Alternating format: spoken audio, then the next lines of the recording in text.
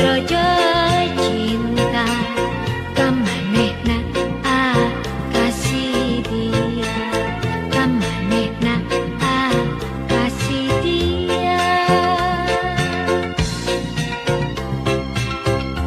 Assalamualaikum warahmatullahi wabarakatuh. Dengan saya Bustami Narda, sahabat BN.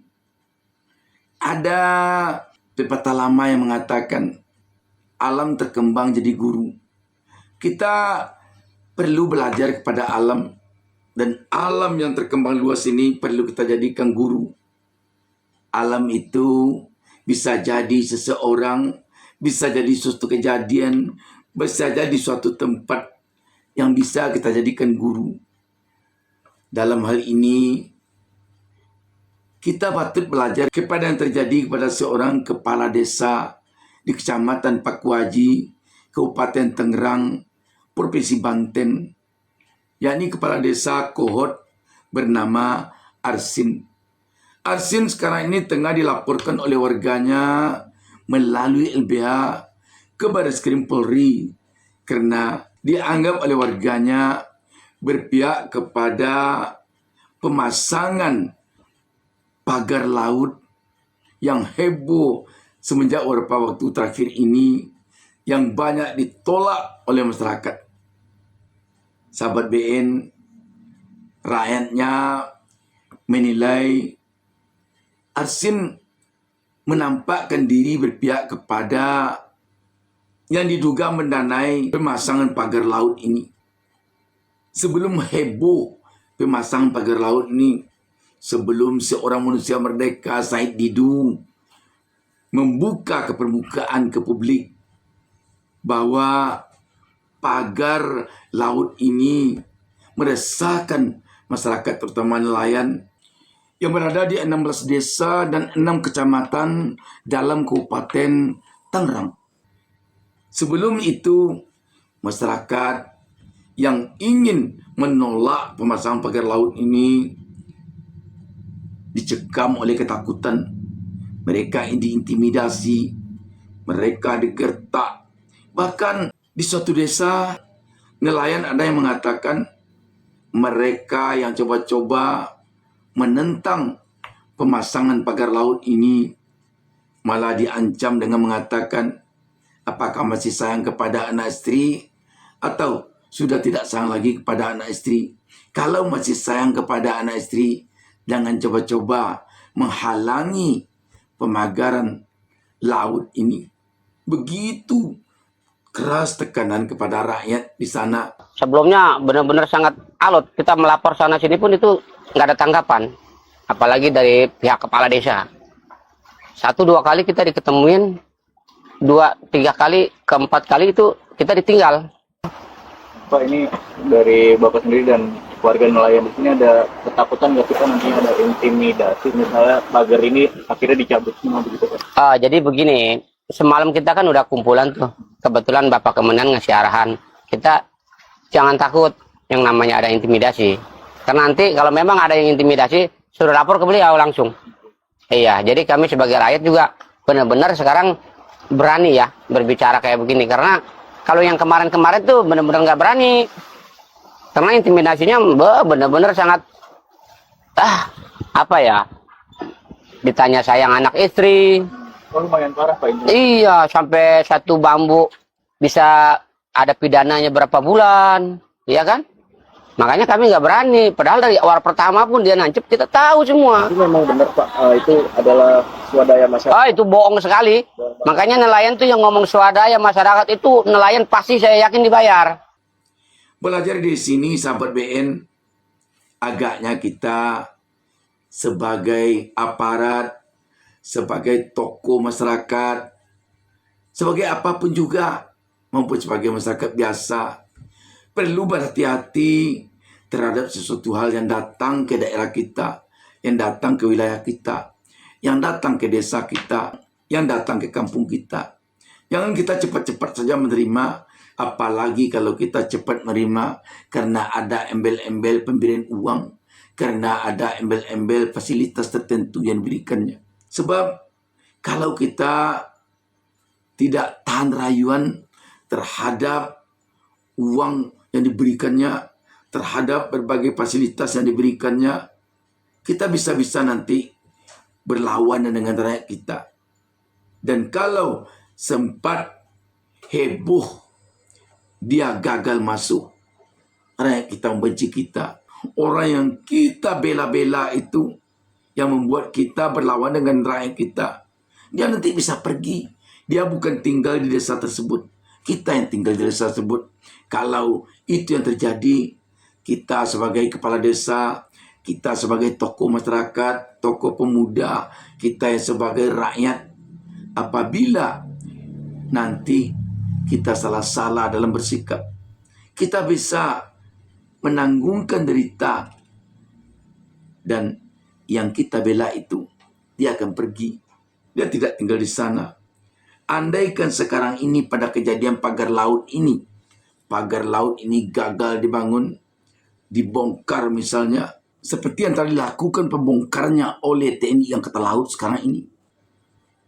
Dan sertifikat yang ada di dasar laut sekarang itu pun dibatalkan misalnya. Pemilik pagar laut, pemilik sertifikat, sebutlah seandainya pemiliknya aguan pengusaha besar, konglomerat, yang dikenal selama ini salah seorang dari Naga 9 yang dekat dengan Presiden Joko Widodo, yang dekat dengan penguasa yang selama ini dikenal dengan juragannya Agung Sedayu Group. Dia ada sana tinggal. Dia tidak tinggal di desa itu. Dia tinggal di Jakarta. Bahkan kalau sempat ribut-ribut juga, dia bisa keluar negeri. Kita yang kepala desa, kita yang tokoh masyarakat, kita yang tokoh pemuda, kita yang masyarakat yang telah ribut dengan rakyat kita karena membela orang itu, tentu kita sudah kehilangan muka. Tentu kita sudah malu jadinya bertemu dengan rakyat kita. Apalagi kalau rakyat melihat kita membela orang itu, karena kita diberinya uang oleh orang itu, karena kita disogoknya, karena kita diberinya fasilitas. Waduh, bukan main malunya itu sahabat BN. Malu sekali. Bukan kita saja yang malu sebagai kepala desa. Bukan kita saja yang malu sebagai tokoh masyarakat. Bukan kita saja yang malu sebagai tokoh pemuda, sebagai masyarakat biasa. Anak-anak kita juga akan malu. Istri kita juga akan malu. Tidak bisa jadinya ketemu sama orang lain di desa kita. Apa artinya kita hidup lagi kalau kita sudah dicibirkan oleh rakyat kita, di mana kita bertemu dengan rakyat. Apalagi kalau sempat ketika rakyat kita, warga kita duduk berkumpul di suatu kedai. Begitu kita datang, dia pergi. Waduh, sakit itu sahabat BN. Sakit itu. Karena itu, apabila kita menjadi aparat, katakanlah aparat desa, katakanlah ketua pemuda, katakanlah tokoh masyarakat, katakanlah camat, bupati, wali kota, menteri, gubernur, presiden, dan lain sebagainya. Sebaiknya ketika kita menjabat, kita jangan berlawanan dengan rakyat hanya gara-gara penyogok yang lincah, yang pandai iming-iming, yang pandai memberikan umpan putih berupa uang. Sebaiknya kita berpihak pada rakyat kita saja. Sebab rakyat nanti akan lama menilai kita. Rakyat lain tidak punya kepentingan apa-apa dengan kita, kecuali hanya kepentingan kita membela dia. Kita berpihak kepada mereka. Kita mengayomi dan melindungi mereka. Itu hanya bagi rakyat yang penting dari pemimpinnya.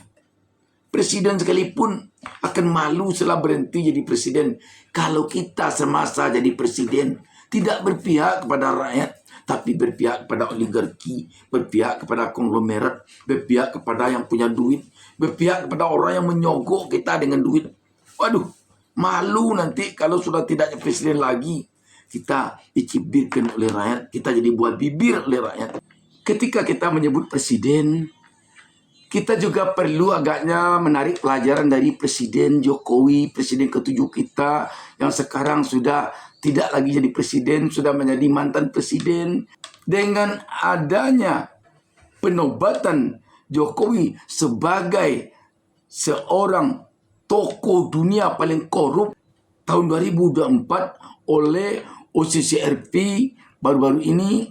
Waduh, itu menyakitkan sekali bagi Jokowi tentunya sebagai seorang mantan presiden. Juga mungkin bagi anak-anaknya, bagi istrinya, bagi menantunya. Demikian juga bagi kita warga negara Indonesia juga, kita malu dengan bangsa-bangsa lain di dunia. Karena selama ini belum pernah ada mantan presiden kita, walaupun presiden kita sedang menjabat, ataupun pejabat kita siapa saja, belum pernah ada lagi yang masuk ke dalam daftar yang menakutkan ini. Karena itu, kita juga patut menjadikan ini sebuah pelajaran bagi kita. Kita jadikan ini alam terkembang jadi guru. Demikian juga dengan kepala desa kita. Kalau kita jadi kepala desa, kita mudah saja dirayu dengan uang. Gara-gara uang kita mati-matian membela mereka, mau berlawan dengan rakyat kita. Malu kalau itu dilakukan. Malu sahabat BN. Kecuali kalau tidak ada lagi rasa malu. Tetapi sebagai seorang manusia, tanda ciri dia manusia punya rasa malu. Walaupun dia presiden, kalau tidak ada lagi rasa malu, mungkin dia tidak manusia lagi dalam artian sesungguhnya. Demikian juga kalau dia menteri, kalau dia gubernur, kalau dia bupati, kalau dia camat, kalau dia kepala desa, kalau dia ketua RT RW, kalau dia siapa saja. Kalau rasa malu tidak ada lagi dalam dirinya, berhentilah lagi jadi manusia. Berhenti lagi. Demikian sahabat BN. Wassalamualaikum warahmatullahi wabarakatuh.